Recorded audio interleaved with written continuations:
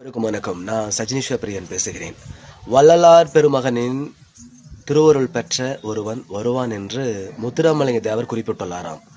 அதை வேறு யாரும் குறித்தும் அவர் குறிப்பிடவில்லையாம், சீமானை குறித்து தான் குறிப்பிட்டுள்ளாராம். இந்த செய்தியை செய்தியாளர்கள் சந்திப்பில் சீமான் தான் வெளிப்படுத்தினார். இது அனைவரும் கேட்டிருப்போம், பார்த்திருப்போம்.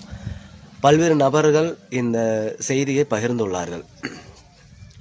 முத்துராமலிங்க தேவரை குறித்து நீங்கள் தெரிந்து கொள்ள வேண்டும் என்றால் தயவு செய்து நாம் தமிழர் பிள்ளைகள், நாம் தமிழர் பச்சை ஆபாசவாதிகள் பேசுவதை கேட்க வேண்டாம். ஜீவபாரதி என்கின்ற ஒரு அறிஞர் எழுதிய நூல்களை தெள்ள தெளிவாக படித்து பாருங்கள். முத்துராமலிங்க தேவரும்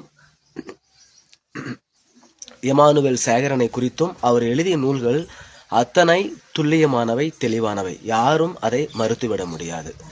தன்னுடைய வாழ்நாளில் முக்கால்வாசி பாகத்தை சிறைச்சாலையில் தான் அவர் கழித்துள்ளார் முத்துராமலிங்க தேவர்.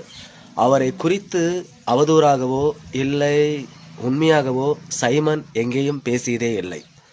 பெரியாரை தாழ்த்தி பிடிக்கின்ற சீமான், முத்துராமலிங்க தேவரை உயர்த்தி பிடிக்கின்ற சீமான் பட்டுவர்த்தனமாக உண்மையை போட்டு உடைப்பது போலவே பெரியாரை குறித்து பேசுகின்ற துணியில் பசுமோன் முத்துராமலிங்க தேவரை குறித்து பேசுவதே இல்லை.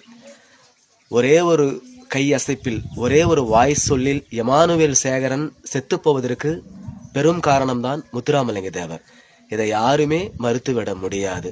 யாரேனும் மறுத்து தங்கமுலாம் பூசி அவரை அலங்கரிக்கிறார்கள் என்றால் அது எத்தனை கேவலமான அரசியல் போக்கு என்பதை நாம் அனைவரும் புரிந்து கொள்ள முடியும். தனக்கு கண் முன்னாலேயே நாற்காலில் அமர வந்த இமானுவேல் சேகரனை பார்த்து முறைத்து தனக்கு எதிராக உட்கார வைத்து விட்டார்களே என்கின்ற தொனியில் பல்லன் பறையனை எல்லாம் எனக்கு சமமாக உட்கார வைத்து விட்டார்கள் என்று போகிற போக்கில் வார்த்தையை உதிர்த்துவிட்டு அதே வார்த்தையை வைத்து இமானுவேல் சேகரனை முடிவு கட்டியவர்தான் பசுமோன் முத்துராமலிங்க தேவர். அது மட்டுமா, காமராஜர் குறித்து அவர் பேசாத பேச்சா? காமராஜர் குறித்து அவர் வெளிப்படுத்தாத விஷ கருத்துக்களா? இதையெல்லாம் அந்த காலகட்டத்தில் மட்டுமல்ல, இந்த காலகட்டத்திலும் கூட உண்மை நூல்களில் புதைந்து போய் கிடக்கிறது.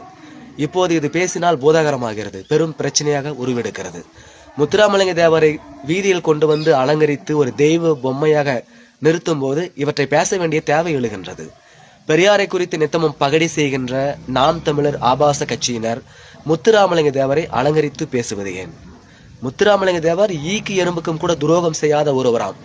ஈக்கும் எறும்புக்கு வேண்டுமானால் அவர் துரோகம் செய்யாத ஒருவராக இருக்கக்கூடும். ஆனால் இமானுவேல் சேகரன் கொல்லப்பட்டதற்கு அவர்தான் பெரும் காரணம். அதற்காக தான் அவர் 1 வருட காலம் சிறை தண்டனை அனுபவித்தார். முத்துராமலிங்க தேவருக்கு வாய்ப்பூட்டு சட்டம் கொண்டு வந்ததே வாய்மொழி மூலம், வாய் வார்த்தைகளின் மூலம் தென் தமிழகத்தில் ஜாதி பிரச்சனையை தூண்டி குளிர்காய்கிறார் என்கிற ஒரே ஒரு காரணத்திற்காக தான் அவருக்கு வாய்ப்பூட்டு சட்டம் போடப்பட்டது.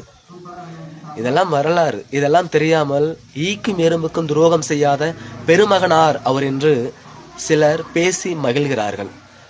வள்ளலார் பெருமகனின் திருவருள் பெற்ற ஒருவன் வருவார் என்று முத்துராமலிங்க தேவர் கூறியது தன்னைத்தான் என்று சொல்கிறான் சைமன்.